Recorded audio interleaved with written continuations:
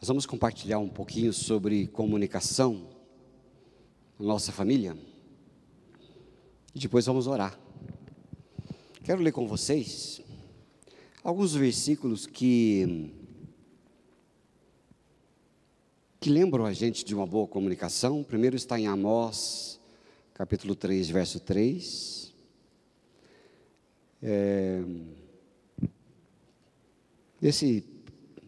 Nessa pregação temática, nós vamos ler alguns textos que falam sobre isso. Fala assim, olha: andarão dois juntos, se não houver entre eles acordo?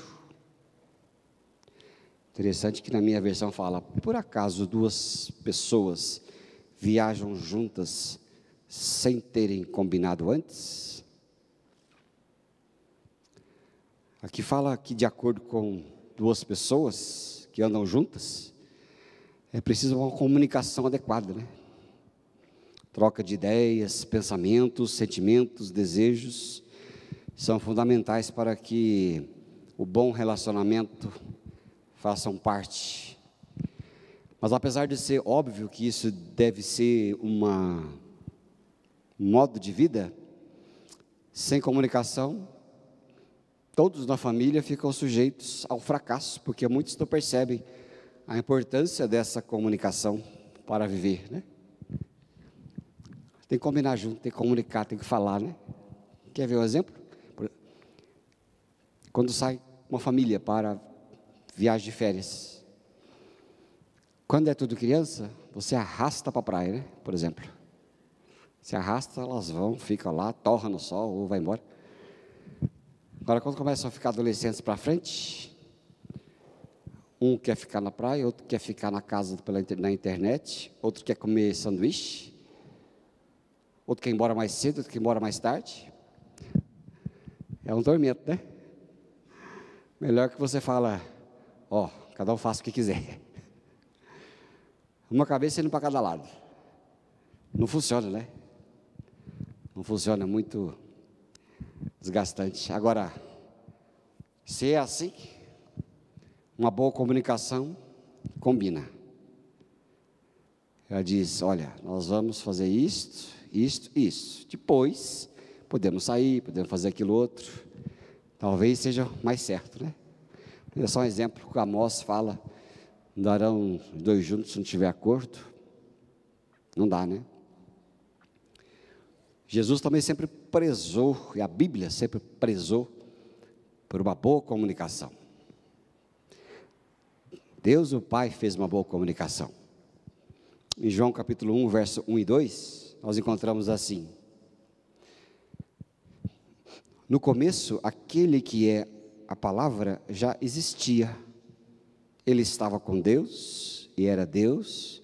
Desde o princípio, a palavra estava com Deus. Por meio da palavra, Deus fez todas as coisas, e nada do que existe foi feito sem ela. A palavra era a fonte da vida, e essa vida trouxe luz para as pessoas.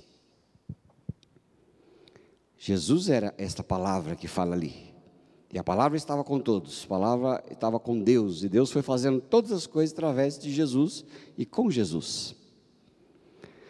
E a mensagem era passada para a humanidade, mas mesmo assim, a palavra deveria ser melhor comunicada. E é por isso que Hebreus capítulo 1, versículo 1, a gente vê como que a palavra ela se manifestou, né? Que Jesus se manifestou para traduzir a vontade de Deus, ou para falar a vontade de Deus claramente. Então diz assim, Hebreus 1, 1. Antigamente, por meio dos profetas, Deus falou muitas vezes, de muitas maneiras, aos nossos antepassados. Mas nesses últimos tempos, Ele nos falou por meio do Seu Filho.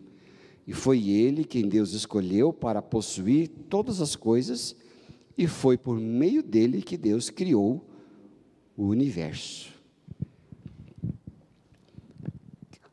Antes, Deus falava aos pais, aos patriarcas, depois falou pelos profetas, vários profetas, falou pelos seus servos, por tudo quanto é jeito, mas mesmo assim a comunicação sempre foi truncada, né? Porque quando passa por nós, já trunca. Já brincou de telefone sem fio? Um começa a falar aqui, vai passando, quando chega lá na malha, já não dá mais certo, né? Já entrou vírgula no meio, já entrou palavra diferente no meio que a pessoa não entendeu. Então, ao longo da Bíblia é a mesma coisa. Foram falando, e Deus, o Pai, geralmente não era entendido, porque tinha os instrumentos falhos pelo meio. Até que um dia o Verbo se tornou carne, que é Jesus, e Jesus se tornando carne, ele falou a vontade de Deus. Ele falou, né? Porque diz que o Verbo estava com Deus, era Deus, mas diz lá em João capítulo 1 que ele se tornou carne e falou. Então, aí aqui em Hebreus fala que antes, falado de muitas maneiras, hoje nos falou pelo Filho. E o Filho veio traduzir a vontade, veio falar a vontade do Pai. Ele falou: eu não falo nada de mim mesmo, tudo o que eu falo, eu ouvi do meu Pai, e tudo que eu faço, eu vi meu Pai fazer. Então a comunicação, ela sempre foi tão importante, em todos os níveis, né? E na nossa família também, a comunicação, ela deve ser melhor possível traduzida, porque a comunicação ela é básico, né, para a gente se compreender, se entender, saber a vontade do outro, falar, né, o que está em nós, o que nós precisamos expor e tantas coisas, né? Então, tem várias coisas interessantes da questão da comunicação, né? A gente vê alguns níveis de comunicação que acontece por aí, né? Tem um nível de comunicação que ele é um nível superficial, né? Que é aquele assunto interpessoal que vai de política, televisão, carro, futebol, né? Hoje está jogando ali, né? Hoje está tendo um embate ali, né? Na arena, que será que vai dar, né? Que será que vai dar? Mas a gente fala sobre futebol, fala tudo, né? Fala tudo. E é superficial. Não importa muito. O tempo, né? Está chovendo, aquela coisa toda. Tem o nível de experiência dos outros, que limita-se sobre comentários da vida dos outros, a maior parte das vezes de maneira crítica, debochada, né? O que os outros acham, o que os outros fizeram. Então, o nível de comunicação que é o falar, né, uns com os outros, dos outros, né? Mas a gente geralmente não sabe o que está acontecendo com os outros, a gente só comenta superficialmente, né? Às vezes daí tem o nível intelectual, que é onde começa a haver comunicação, né, um pouco mais baseada, né, onde a família passa a compartilhar ideias, passa a compartilhar opiniões, projetos pessoais, viagens, né, um plano para a vida, acontece nesse sentido, muitas vezes. Tem ainda o nível dos sentimentos, que a gente compartilha, né, os choros e risos dentro da casa, da vida da gente, né, necessidades, experiências que nós temos. Então, às vezes, a gente já começa a espalhar, né, isso é coisa interessante. E tem o nível daquela comunicação completa, né, que ela é totalmente transparente, que a família se comunica de fato, né? Isso é coisa muito interessante, que a gente vê. E desses níveis de comunicação todos, existem muitas barreiras que impedem a gente de se comunicar, né? O trabalho, por exemplo, ele impede a gente se comunicar, porque o excesso de trabalho tira desejo de falar, de conversar, né? De comunicar algo importante, de contar uma experiência. E às vezes as pessoas se envolvem tanto numa vida de trabalho, de secular, ou tanta coisa, que quando chega na hora em casa de conversar entre família, está cansado, né? Está cansado. Aí atrapalha comunicação da gente. O individualismo atrapalha muito a comunicação, não é? Hoje é muito comum a gente ver numa casa, cada pessoa envolvida com aquilo que quer, individualmente, né?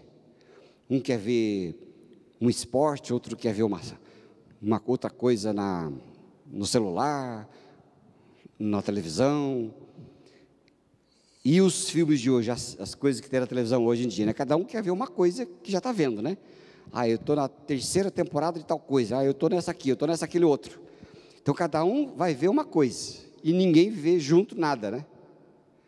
Esse dia achei interessante, quando a gente estava descansando lá numa casa bem gostosa lá, aí falou assim, olha, lembra quando a gente ia na praia e chegava lá, e a única coisa que tinha era a sessão da tarde, aquele filme mais bobinho do mundo, mas fazer o quê? Era a única coisa que tinha, todo mundo sentava e assistia aquilo, né? Era a única coisa que tinha, era aquele programa lá, daquela televisão, a única que pegava na cidade, né? A única que pegava,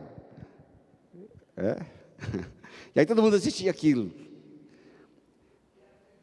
pois era feliz, conversava. E agora não, cada um está fazendo uma coisa, né? O que está vendo? Tal coisa, está vendo tal coisa, está vendo tal coisa. Mas aí, você também quer ver as suas coisas e libera tudo geral, e cada um fica na sua, né? Cada um no seu mundinho, né? Cada um no seu mundinho. Hoje você passa na rua, você não peça informação para ninguém, porque todo mundo está com fone de ouvido grudado no ouvido. Você acha que a pessoa vai estar tudo grudado.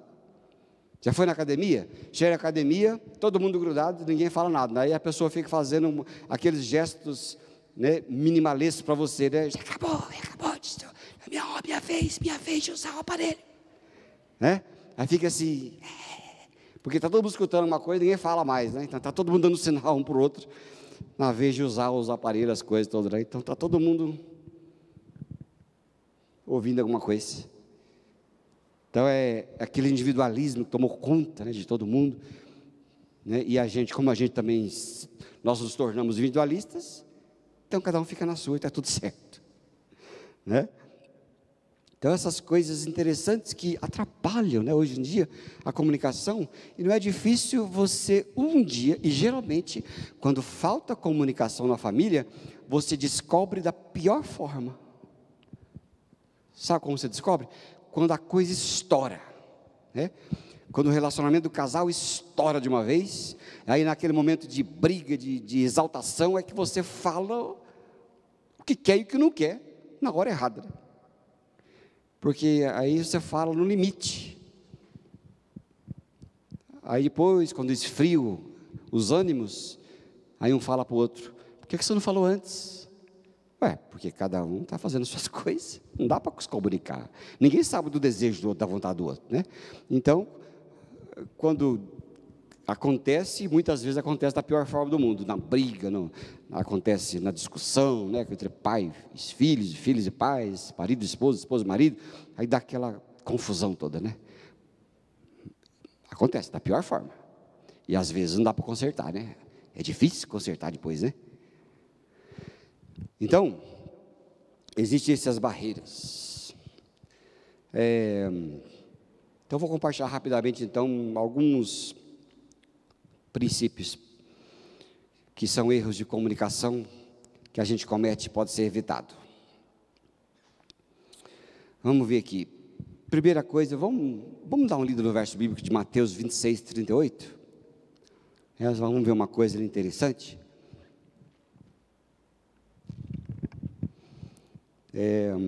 Olha só, ele então disse-lhes, minha alma está cheia de tristeza, a ponto de morrer, fiquem aqui e vigiem comigo. Ali Jesus está falando algo que está acontecendo com ele, Jesus foi claro, né? Ele está dizendo ali, olha, estou triste, a ponto de morrer. Olha o que Jesus está dizendo para os discípulos, né? Ele está falando para os discípulos.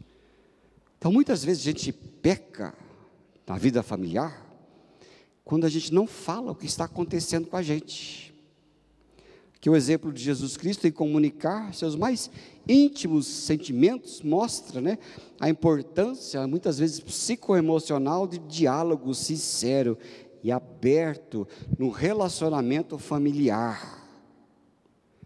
Às vezes é o marido, é a esposa que está passando por situação difícil, mas não fala, né? Não fala o que está acontecendo. Sofre sozinho, né? Às vezes são os filhos, as filhas que estão passando por crises, mas a gente está tão envolvido com tanta coisa que a gente não para observar que aquele filho, que aquela filha está sofrendo por alguma coisa. Eu assisti um filme essa semana, eu acho que está no Amazon Prime. O nome do filme, acho que é Bill Joe, eu não sei, depois a gente pesquisa melhor, mas é a história de uma família que tinha um rapaz. Esse rapaz tinha sentimentos de homossexualidade. No sentimento de homossexualidade, ele sofria muito bullying na escola. Lá na escola ele sofria muito. Os pais não o compreendiam, não sabiam do sofrimento daquele rapaz. Aquele rapaz tentou expressar de várias maneiras, não conseguiu. Então, aquele rapaz se suicidou. Quando os pais descobriram daquilo, sentiram um profundo sentimento de culpa. Essa é uma história real. A ponto de o pai se sentir tão culpado que ele saiu. Ele cruzou da costa oeste, ele foi a pé até a costa leste dos Estados Unidos, andando, e por onde ele passava, ele falava a respeito da gravidade do bullying, porque o bullying havia matado seu filho. E, infelizmente, lá, depois de 6 meses de caminhada, ele foi, né, atropelado na estrada por uma pessoa que dormiu ao volante. Uma história bem, muito tristezinha, né? Mas eles perceberam da dificuldade que eles não compreendiam do verdadeiro sofrimento do filho. Isso é muito triste, né? Então, é descobrir o que o outro está passando, o que as pessoas estão passando, né? Uns dos outros, né? Filho, o que você passa? O que acontece com você? Quais são a sua crise? Você está sofrendo? E a gente minimiza o sofrimento dos outros, né? Isso não é nada para você, para mim. Para os outros é grave, né? Para os outros são graves, deve ser ouvido. Então, não falar o que está acontecendo é um erro familiar muito grande, né? Com a esposa, com o marido, né? As esposas, os maridos, às vezes sofrem um com o outro, né? Porque está se sentindo podada, né? Por alguma coisa que esteja acontecendo, um desejo, uma vontade que não está sendo feita. Tantas coisas que oprimem, né? Falta de comunicação, né?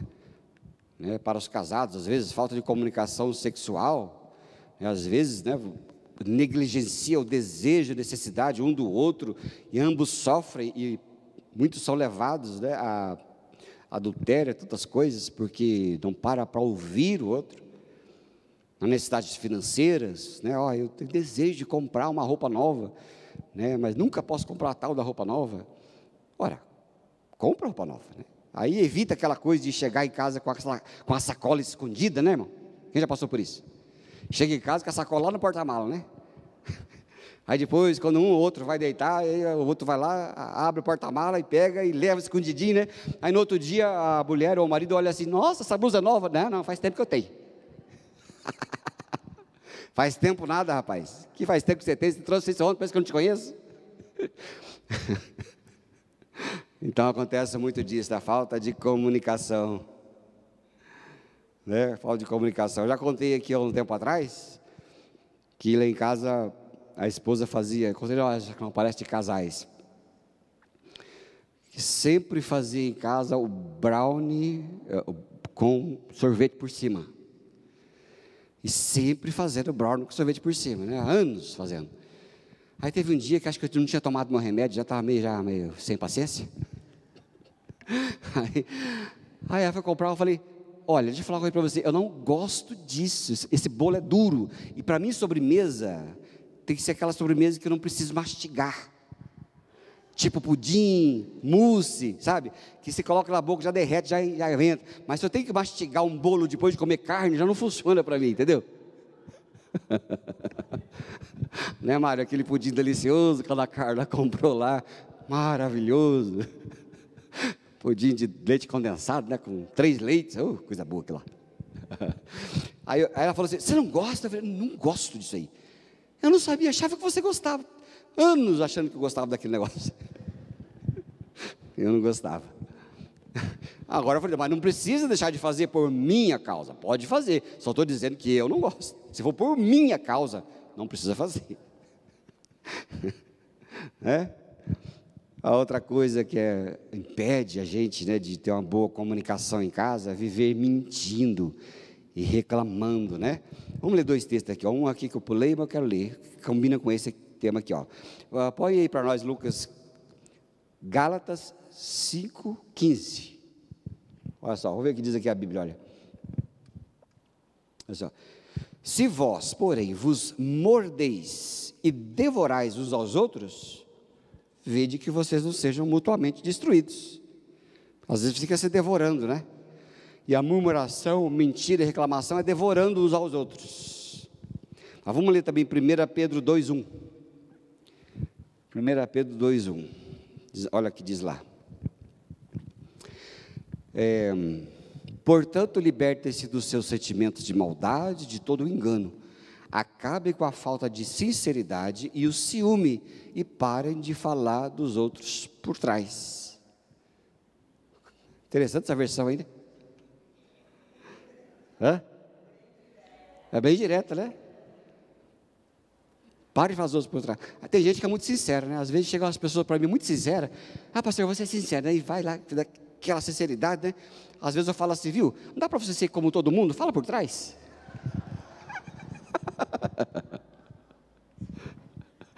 Viu? Seja como todo mundo, fala por trás. Fica falando pela frente, não, que machuca, né? A Bíblia fala para falar, não falar por trás, né? Então, viver mentindo e reclamando impede uma boa comunicação na casa da gente. O amor e a confiança, a verdade, ela gera intimidade. Isso é um princípio. Porque quando não existe intimidade num relacionamento, ambiente familiar, né, quando as pessoas da família começam a mentir, enganando o outro, às vezes por medo de ofender uns aos outros, pouco a pouco vai se metendo em situações cada vez mais difíceis, né?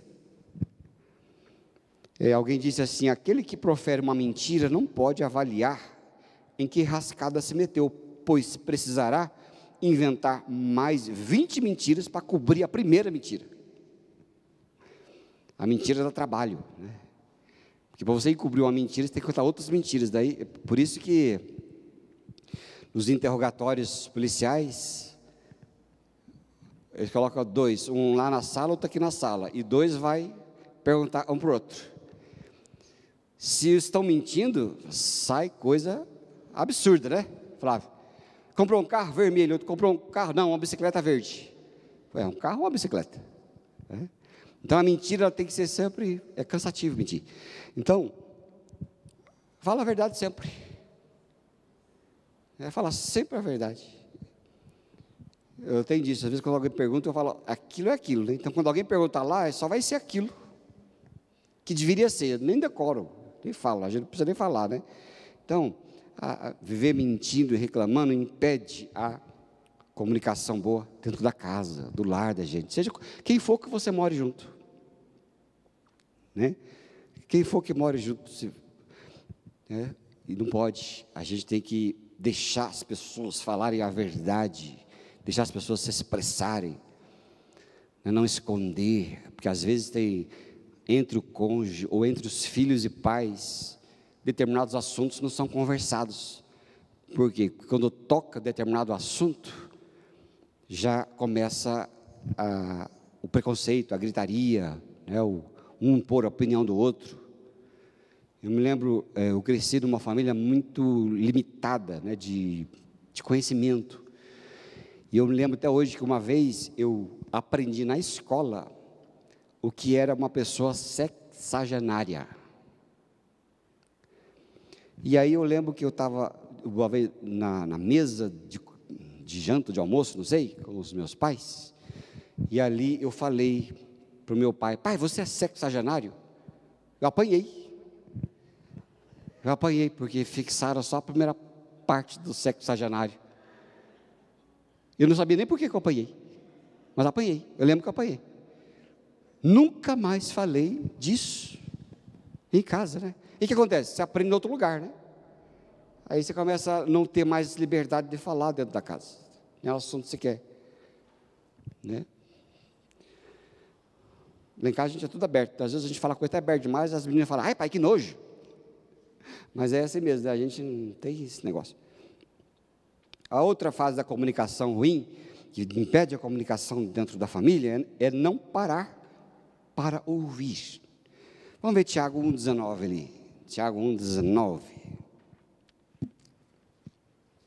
Olha que coisa interessante.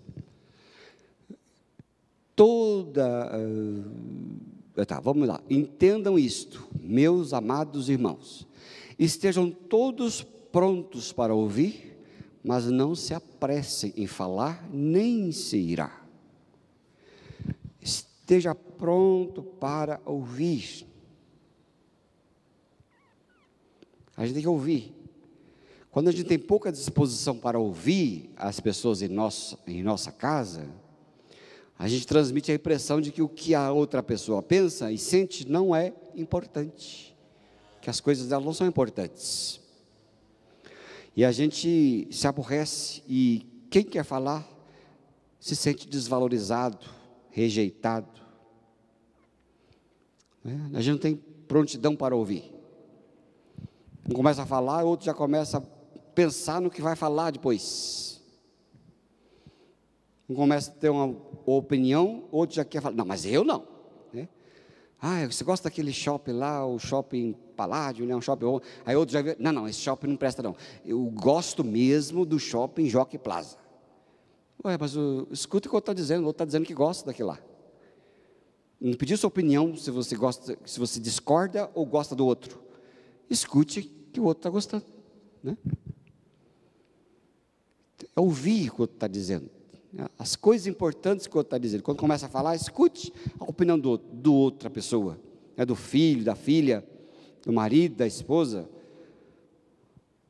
Entenda o que está dizendo.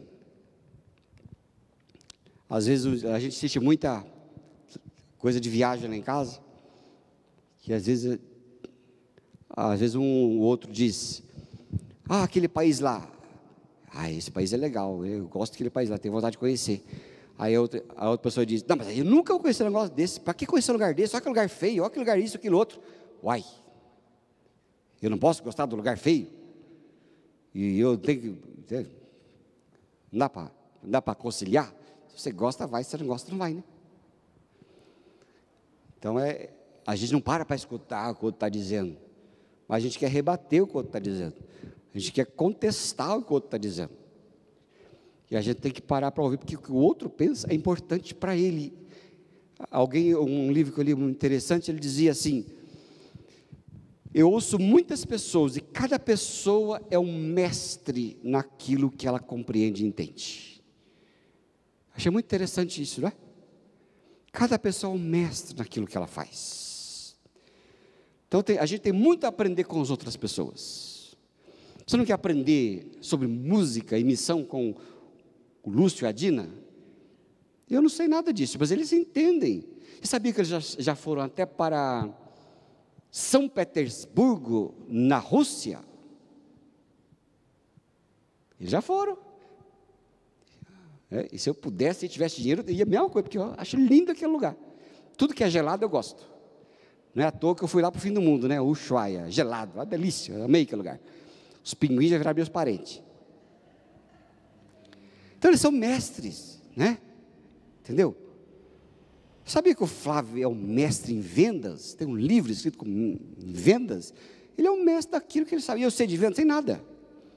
Entende? Sabia que o Mário é um mestre em dentista? O que você entende de dente? Só que tem dor, né? Mas ele sabe como que funciona a dor lá do negócio. Entende? Então cada um é mestre em alguma coisa. É mestre num conhecimento. E você deve aprender uns com os outros. A outra pessoa é importante você ouvir. Não ficar contestando aquilo que você nem entende. Porque hoje a gente sabe de tudo e não entende de nada. Então a gente tem que parar para ouvir, né? Ouvir o que as pessoas estão falando, o que o marido está pensando, o que a esposa está pensando, o que os filhos estão pensando, né?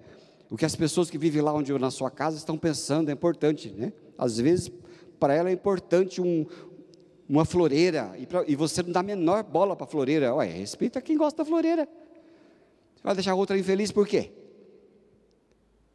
Então a gente tem que pensar, entender o que o outro está falando. Nós não estamos entendendo mais nada, a gente não quer saber do que o outro está pensando hoje em dia. Hoje em dia nós não sabemos mais coisa nenhuma. E também não queremos ouvir o que o outro está querendo falar, né? É uma coisa louca, né? Que a comunicação dentro de casa vira uma bomba, é uma bomba, prestes a explodir. Uma quarta coisa interessante que a gente vê que é barra a comunicação dentro da nossa família. Vamos ler Efésios 4, 26. Olha lá.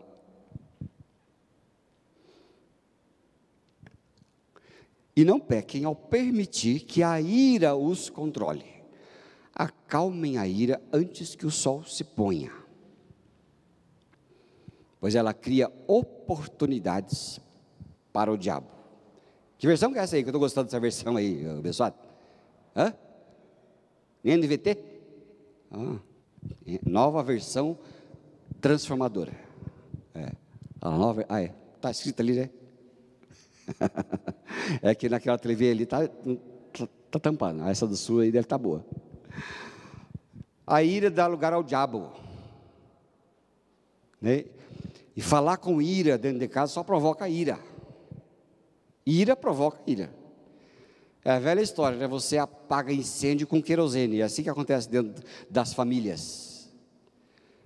Você escuta alguém irado, devolve a ira, e assim vai. É porque nós somos orgulhosos, nós temos gênio difícil, nós não gostamos de ser contrariados, né? E tem muita coisa assim que a gente não consegue, porque 99% das vezes que falamos qualquer coisa com raiva, a gente tem que voltar a pedir desculpa. Eu sempre digo, eu tenho pavor de pedir desculpa, por isso eu procuro, nem sempre consigo, evitar falar quando estou irado, porque pedir desculpa dá trabalho, né, irmão? Olha o casal que briga aí, como é difícil consertar a situação, não é, Dino? Aí a mulher fica bicuda 3 dias seguidos, né? E o marido chutando 3 dias seguidos, né? Aí o marido fica aquela unção de búfalo. Você conhece a unção de búfalo? Conhece, Mário? Você sai pela casa assim, ó. Você vê aqueles homens dentro de casa e não sabe por quê, né? Aí a mulher fala assim, está soprando por quê? Não estou soprando nada não. Está batendo aí as coisas por quê, né?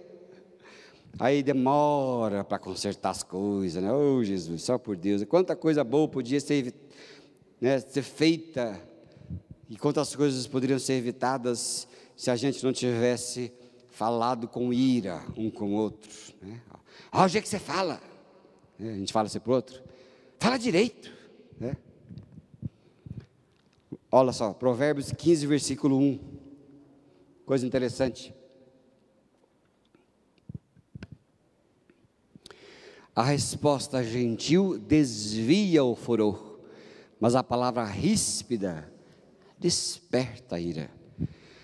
Quando você ouvir alguém falar com você irado, procure desarmar a pessoa. Se as mulheres soubessem como é fácil desarmar os maridos, tantas brigas seriam evitadas. Quando o marido vem assim, porque o marido pensa que manda, né? A gente vive numa cultura extremamente machista, e não sei quando isso vai terminar. Eu acho que não vai ser da minha geração, mas talvez as gerações que vão vindo, talvez melhore, se considerando mais iguais. Mas os homens ainda têm aquela questão, né? Quem manda aqui sou eu, e vai e fala, né? E geralmente não manda nada, né? Quem manda são as mulheres mesmo. Só que dá trabalho ele descobrir que não manda, entendeu?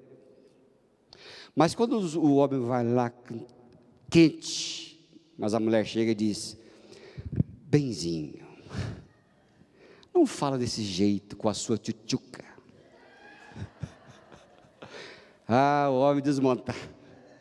Porque o homem é um bicho besta, sabe? O homem é um bicho criança. Ele é um bicho besta, o homem é um bicho besta.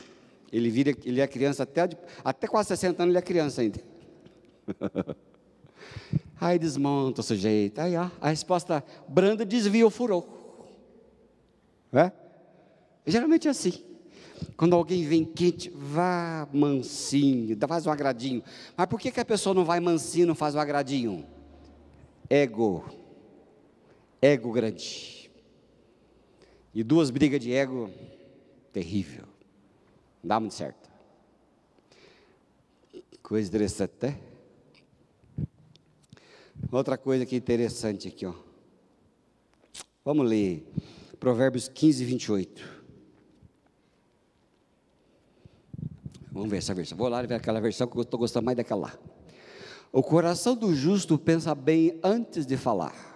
A boca dos perversos transborda de palavras maldosas. A minha, essa vez, está melhor. Nova tradução linguagem de hoje. As pessoas sábias pensam antes de responder. As pessoas más respondem logo, porém as suas palavras causam problemas. Falar sem primeiro avaliar o que vai dizer. É lógico, irmãos e irmãs, dentro da casa, então uma coisa que tem que entender, né? Nenhuma casa é perfeita. Porque dentro de uma casa, a nossa convivência é muito concentrada. Por exemplo, você aqui falando comigo e falando entre vocês, nós somos mais polidos. Afinal de contas, eu vou te dar boa noite daqui a pouco e não vou mais ver você. Tá certo? Não vou mais te ver. Agora, dentro de uma casa, a convivência é concentrada, né? Dorme, acorda junto, vai trabalhar junto e volta, todo mundo irritado, né? Então, não tem espaço para pisar muito em ovo, né? A gente já solta tudo, né? Então, tem que haver esse desconto. Porque não é fácil viver concentradamente. Por isso que os casamentos modernos, hoje em dia, não duram, eles são feitos para não durar. Vamos casar, se der certo, a gente larga. E não vai dar certo nunca. Porque sempre haverá o espaço para largar. Sempre haverá o espaço para romper. Não é? Uma coisa muito interessante em americano, eu sempre falo isso. Eu sempre vejo e analiso, quando acontece que eu estou assistindo um filme, eu falo para a esposa, né? O sujeito mora junto há 6 anos. E fica louco de vontade quando um vai pedir o outro em casamento. Já viu isso? Aquele dia que a pessoa vai pedir o outro em casamento é o dia mais especial da vida. Coisa mais interessante. Aí pede casamento, casa e depois larga. Acho muito interessante essas coisas. Né? Muito interessante. Vive junto o tempo todo, até que um pede o outro casamento, aquela festa. Que negócio é esse? Passada, né? Aí depois, então a pessoa ela já é aberta que vai acabar. Mas é lógico que vai acabar. Convivência concentrada é difícil para todo mundo. Todo mundo. Então, contudo, porém, todavia, devemos sim pensar no que dizer. Muitas vezes é possível pensar no que vai dizer, né, sem causar problemas para os outros. Então, é bom a gente não ser precipitado, né, e pensar um pouco no que vai dizer, porque às vezes você pensa, vai dizer alguma coisa difícil e aquela coisa não vai sair bom. Melhor não dizer, né? John Wesley dizia assim: é preferível a verdade do que a verdade sem amor. Ou seja, se vai falar uma verdade sem amor, cala a boca. Tem gente que mata o outro com Bíblia na mão, viu? Religioso é assim, né? Religioso é assim, ele mata o outro com biblada. Não resolve nada. Não resolve coisa nenhuma. De vez em quando vem um pastor pregar aqui, ele fala assim: pastor, eu preguei aqui, depois o senhor conserta. Eu falei: eu vou consertar o quê, rapaz? Eu falo aqui o ano inteiro, 10 anos seguidos, não dá nada, e você vai vir falar uma vez, você acha que vai resolver alguma coisa? Consertar o quê? Então não se precipite, não cometa erros, né, da precipitação, porque é necessário às vezes falar, mas é mais importante avaliar primeiro sobre o impacto que suas palavras irão causar no coração do outro, porque palavra ninguém tira. Palavra ninguém tira, sabia? A gente esquece de muita coisa, mas as coisas que nos interessam, que você fala para algumas pessoas, é para sempre. Gruda para sempre. Por isso que o homem fala muito. Homem, o gênero masculino, tem a tendência de falar muita bobagem. Mas o homem não garra muita coisa, porque para ele tanto faz. É um ser meio chucro. Diferente da mulher, que a mulher tem tendência a gravar mais as coisas, porque a mulher é mais sentimental, por natureza. Por natureza ela é mais sentimental. Por isso que muitas coisas que os maridos falam, jamais elas esquecerão. E muitas coisas que elas te falam, você vai esquecer bem rápido. Eu esqueço rápido, não lembro de nada. Às vezes as esposas falam assim: lembra aquela vez que eu falei que te magoei? O que você falou que me magoou, que eu não lembro de mais nada? Agora fala você, viu? Lembra aquela vez em 1985, às 6 da tarde, que eu falei que seu arroz queimou? Eu lembro, até hoje, quando o arroz queima, eu lembro daquele dia. É ou não é? Vamos ler ali, ó, Efésios 4, 29, vale a pena. Eu vou ler, mas acho que vai valer mais a pena na minha versão, aqui, ó, mas vamos ver lá. Evitem o linguajar sujo o meu filho, lá. Não digam palavras que fazem mal aos outros, mas usem apenas palavras boas que ajudam os outros a crescer na fé e a conseguir o que necessitam, para que as coisas que vocês dizem façam bem aos que ouvem. Já aprendi muita coisa, às vezes, quando eu quero, por exemplo, falar coisa de casal, falar para a esposa. Às vezes eu quero falar naquele momento, mas eu sei que aquele momento não é o ideal, né? Não é ideal. Por exemplo, a questão do brownie. Não é brownie, gente. Eu lembrei agora, é petit gâteau. Lembrei agora. É petit gâteau que eu não gosto, brownie eu gosto. É o tal do petit gâteau. Eu lembro até hoje. Acabamos de almoçar, serviu o petit gâteau. Eu ia falar, eu não gosto disso. Eu falei, não, peraí. Eu vou fazer o seguinte: quando a gente for ao mercado, eu ver que ela vai pegar o pacotinho do petit gâteau, eu vou dizer. Eu lembro que foi exatamente nessa situação. Eu guardei, né? Porque, veja bem, às vezes é assim, né? Você está lá, senta para comer, a mulher ou o marido fez a refeição, e você nem fez, e às vezes reclama de quem fez. É o fim do mundo, né? É o fim do mundo. Pelo amor de Deus, seja grato para quem fez. Então eu pensei lá, olha, fez com carinho. Então, quando a gente for no mercado, eu vou falar. E foi assim que foi, né? Então, tem um momento certo de falar as coisas, né? Não é naquele momento que você vai ofender as pessoas. Então, é assim que às vezes, né? Então, avalie primeiro. Né? Avalie primeiro. Então, vamos ler uma última coisa aqui, ó, para nós orar. Vamos ler Gálatas 6, versículo 1. Uma outra coisa que impede a comunicação em nossa família. Efésios 6, 1.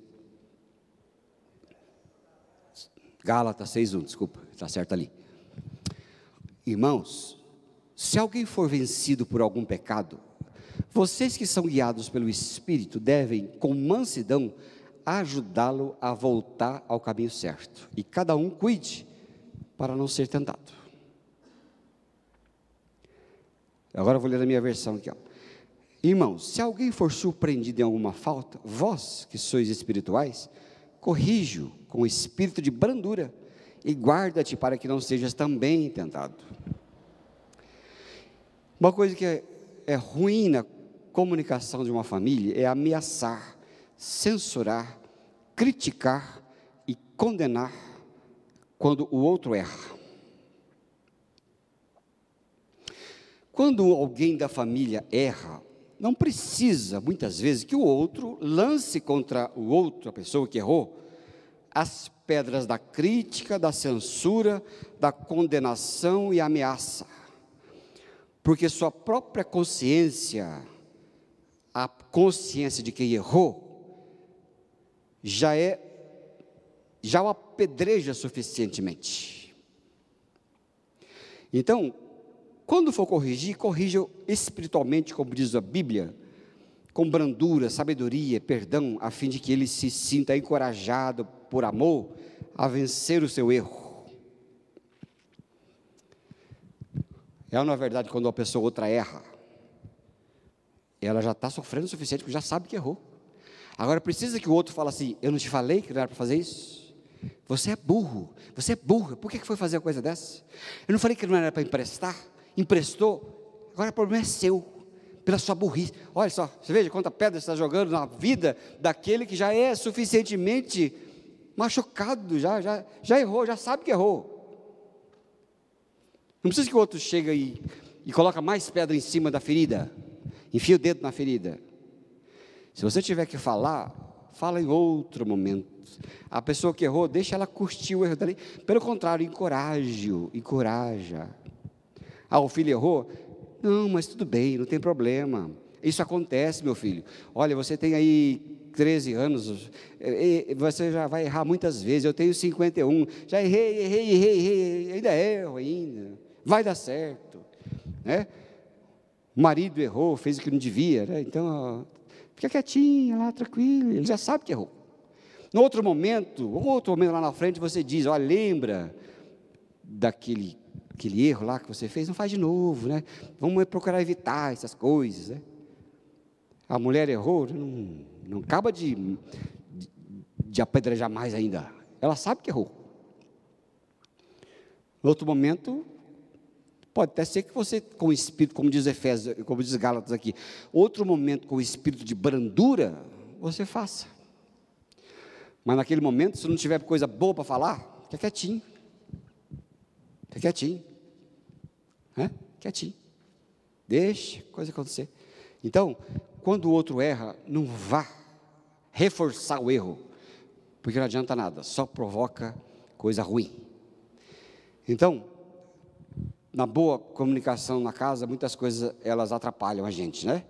Atrapalham barbaramente a gente. Então,